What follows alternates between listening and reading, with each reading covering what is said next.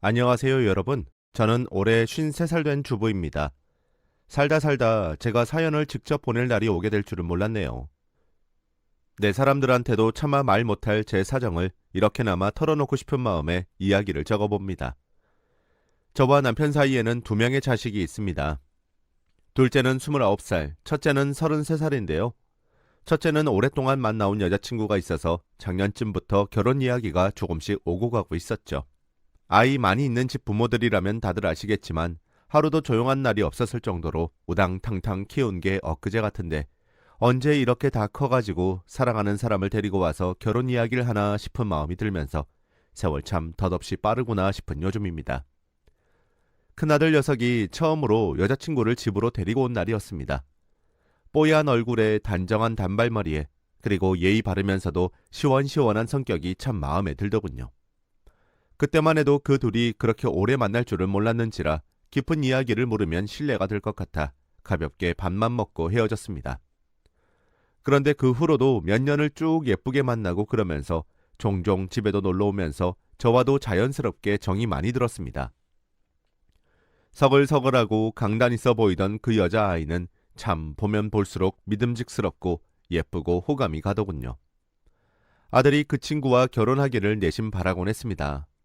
그렇게 처음 봤을 때 느꼈던 좋은 인상이 그 후로도 쭉 이어졌고 그렇게 그 아이는 저의 예비 며느리가 되었습니다.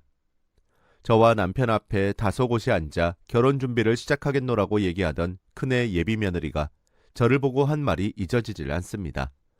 어머니, 저는 정말로 어머니가 제 친어머니처럼 느껴져요. 그만큼 정말 잘하고 싶다는 의미예요. 제 맘 아시죠? 제가 평생 어머님 아버님 곁에서 딸 노릇 제대로 할게요. 똘똘한 눈빛에서 진심이 느껴지던 예비 며느리. 저희 아들에게 좋은 인연이 생긴 것 같아서 정말 기쁘기도 했고 저에게도 좋은 가족이 한 명 더 생길 거라고 생각하니 더할 나위 없이 행복했습니다. 그날이 아마도 제 생에서 가장 행복한 날이었다고 해도 과언이 아닐 겁니다.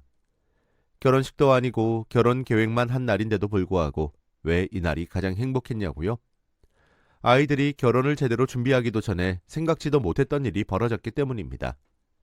결혼 허락을 받고 난 아들 커플은 식장이며 신혼집이며 차근차근 알아보기 시작했고 오래 만난 사이여서 그런지 싸움 한 번 없이 의견이 착착 잘 맞았다고 했습니다. 부모 입장에서 이런 말 들으면 얼마나 안심이 됩니까? 그렇게 결혼 날짜까지 확정을 짓게 되었고 남은 건 상견례뿐이었습니다. 그런데 예비 사돈 쪽에서 많이 바쁘신 건지 일정을 잡는 것이 생각보다 쉽지 않았습니다. 저희 부부는 괜찮다고 서로 여유로울 때 넉넉하게 만나면 되니 미안해 말라 말해주었지만 아들과 며느리는 중간에서 쩔쩔매는 게 다 느껴지더군요. 혹시 우리 집이 반갑지 않은 건가는 생각도 해봤지만 저희 집이 경제적으로 어렵거나 하지도 않고 다른 부분들은 첫 대면을 해봐야만 알 수 있는 부분이기 때문에 조금 갸우뚱한 부분이 없지 않아 있었습니다. 하지만 조급할 필요가 뭐가 있겠습니까? 결혼 예정일은 반년이나 남아 있었고 예비 사돈 쪽이 여유로워질 때 언제든지 만나면 된다고 생각하고 있었습니다. 그렇게 한 달 반쯤 지났을까요? 아이들을 통해서 상견례 날짜를 잡을 수 있다는 이야기를 전해 듣게 되었고 저희는 기쁜 마음으로 그날을 기다렸습니다.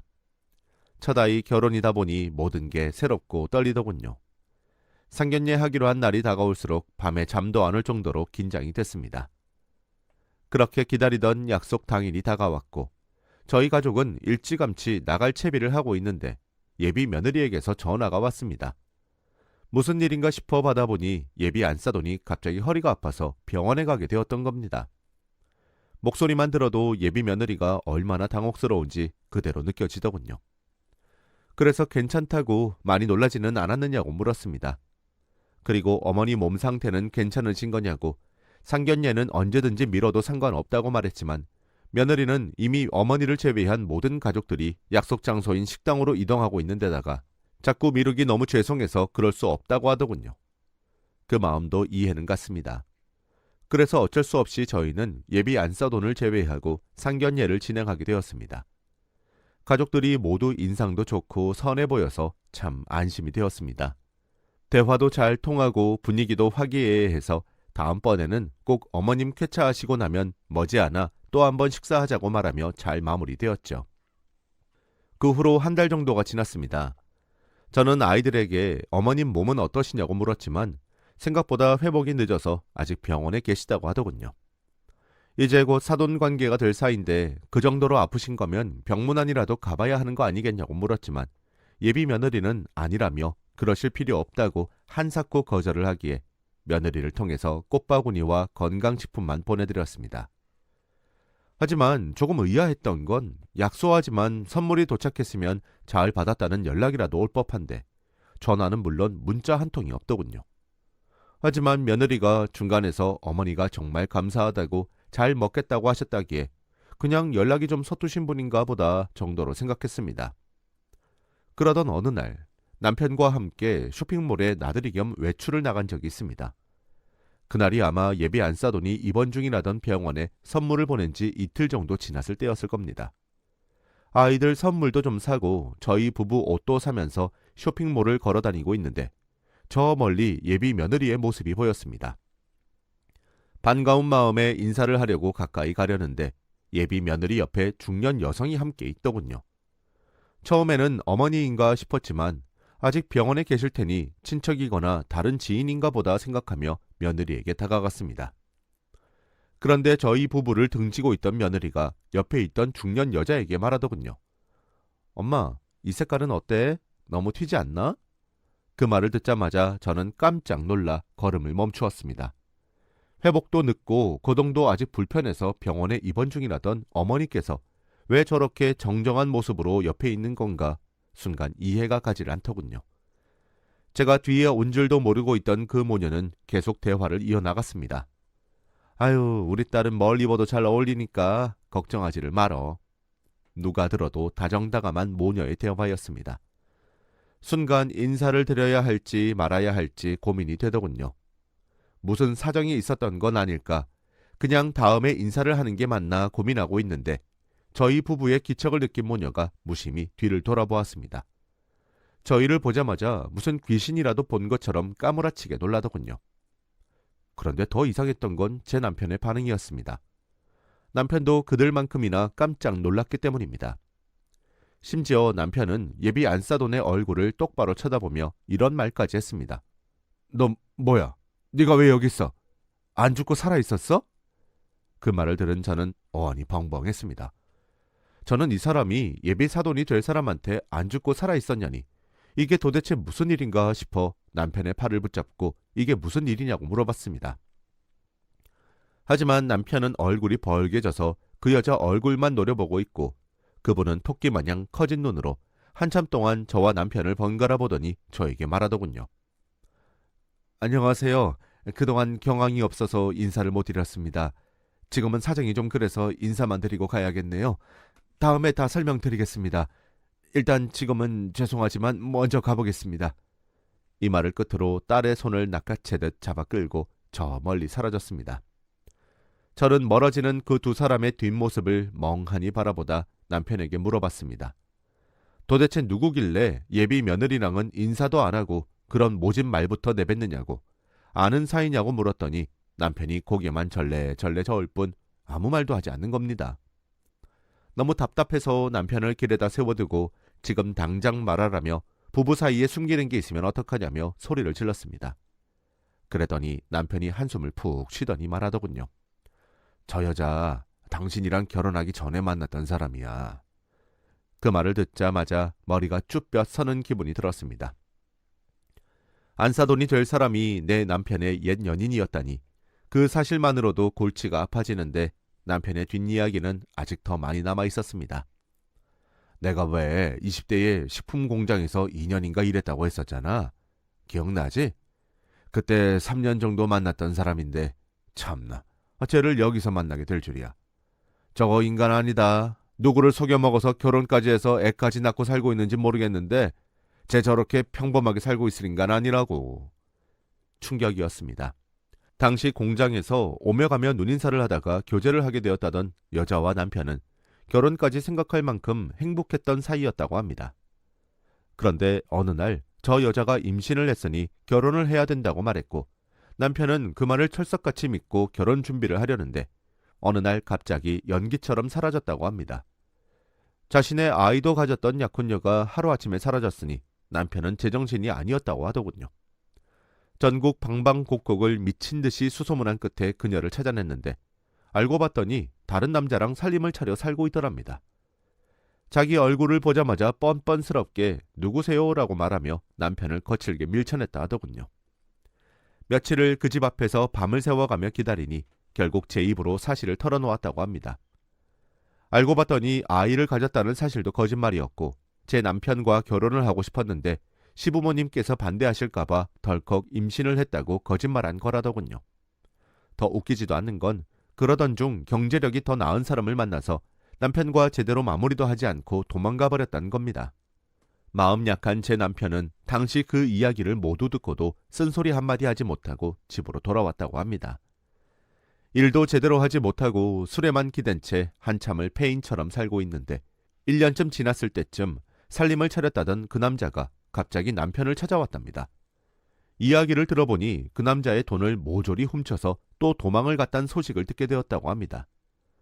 정말 인간 이하 수준의 쓰레기였던 겁니다. 그 후로는 어디 술집에 가서 일을 하고 있다더라, 술 먹고 돌아다니다가 다리 밑에 떨어져 죽었다더라 등등 사실 확인을 할 수 없는 소문들만 무성했다고 합니다. 그리고 그때쯤에는 저를 만나게 되어서 자연스럽게 잊고 살았다고 하네요. 몇 시간에 걸쳐서 이야기를 듣고 있는데 이 쓰레기의 이야기가 예비 안싸돈의 이야기라고 생각하니 끔찍했습니다. 이게 말이나 됩니까?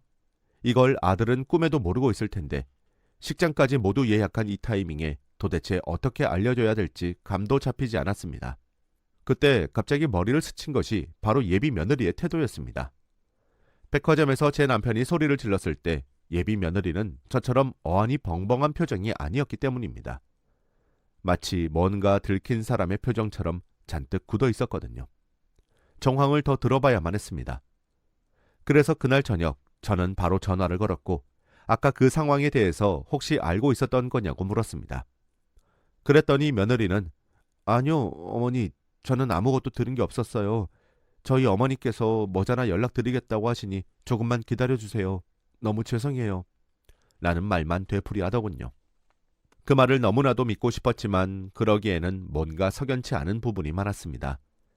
연락 한 통 없었던 점도 그렇고 상견례 때도 사고가 아니라 일부러 나오지 않았을 가능성도 높아 보였기 때문입니다.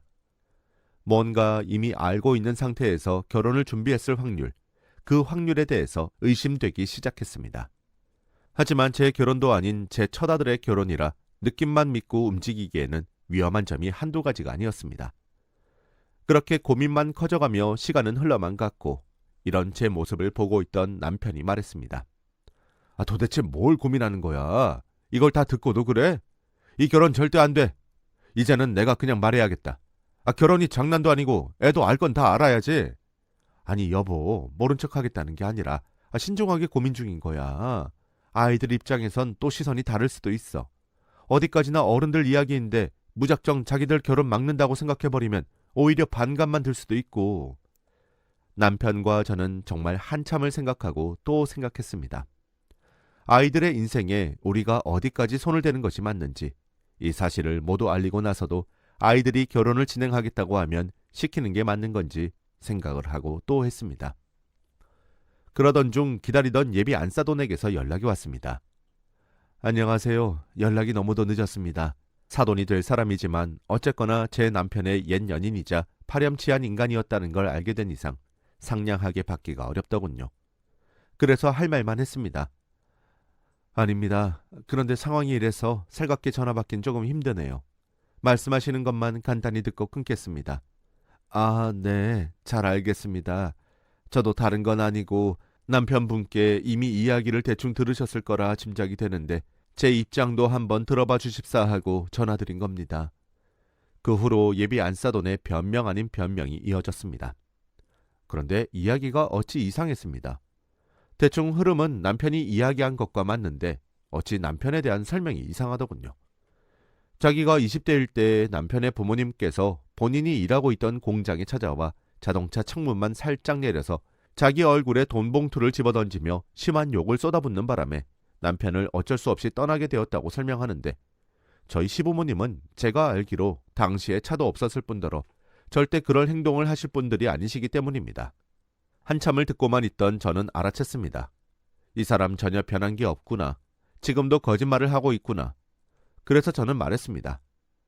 어른들 사이의 과거 일 때문에 아이들 결혼에 대해서 성급하게 생각 안 하려고 했습니다. 그런데 아직도 거짓말을 하시네요. 아이들 결혼이 잘 성사되길 바라셨다면 지금이라도 솔직하게 말씀을 하시는 게 맞지 않나요? 그러자 그 인간은 단 몇 초 만에 본색을 드러내더군요. 참나, 지 남편 말만 믿고 의심하는 당신은 뭐가 그리 잘났어? 막말로 내가 거짓말을 하는지 네 남편이 거짓말을 하는지 당신이 어떻게 알아? 보자 하니까 너네 아들은 뭐가 그리 잘났어? 이 결혼이 다 당신들한테 달려있는 줄 알아? 내 딸은 이 얘기 다 듣고도 아무렇지 않았는데 당신들은 뭐가 그렇게 속이 좁아서 난리들이야?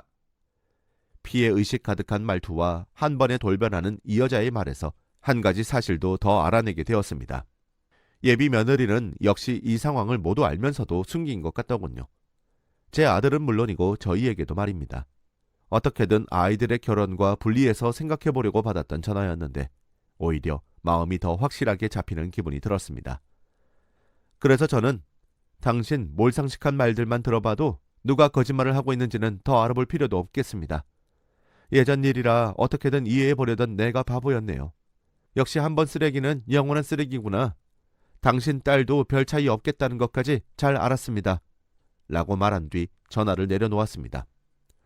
저는 그날 밤 바로 아들을 불러서 이 상황을 모두 설명해 주었습니다. 턱이 빠질 듯 입을 다물지 못하던 아들의 표정을 보니 괜스레 미안한 마음이 들기도 했습니다. 하지만 아들의 행복을 진정으로 위한다면 이 이야기는 숨길 게 아니라 하루라도 빨리 드러내는 게 맞다는 생각이 들었습니다. 그리고 말했습니다. 이걸 듣고 스스로 판단하라고. 엄마 아빠 입장을 헤아리기보다 너 스스로 먼저 결정을 하는 게 중요하다고 당부를 하고 방으로 돌아왔습니다. 아들은 알겠다며 말해줘서 고맙다고 하더군요. 그런데 방으로 돌아오니 안방에서도 시끄러운 소리가 들렸습니다.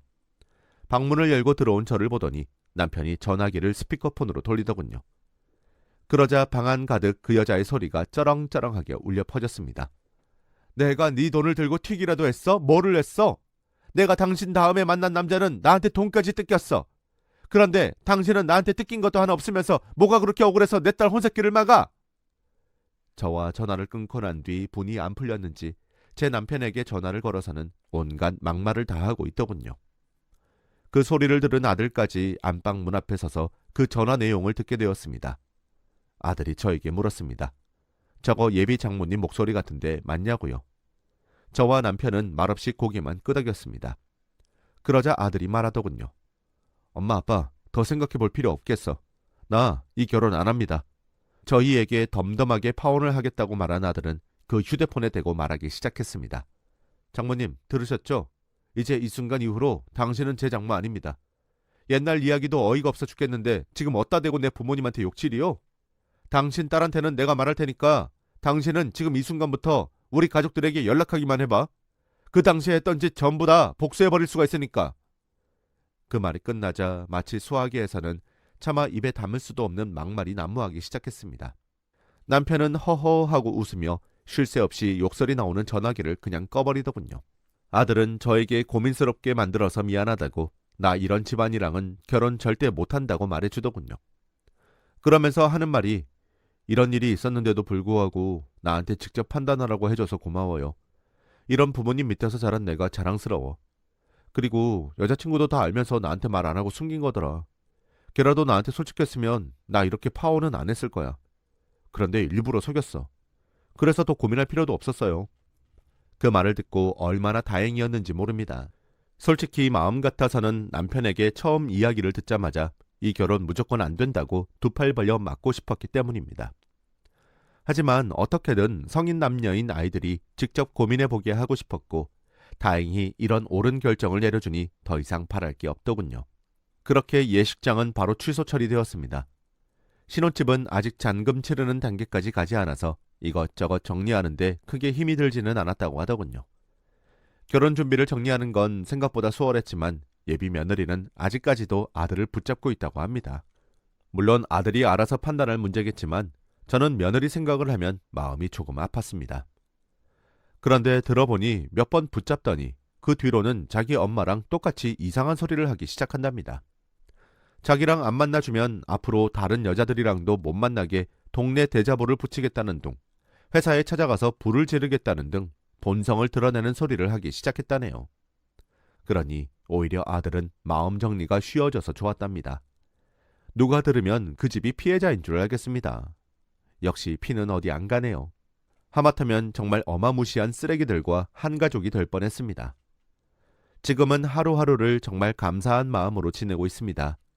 여러분, 사람 인연이 참 힘이 센 만큼 악연도 무시무시하네요. 여러분들에게는 이런 일 말고 항상 평화롭고 행복한 일만 가득하시길 바랍니다. 재주 없는 긴 글인데 끝까지 들어주셔서 정말 감사합니다.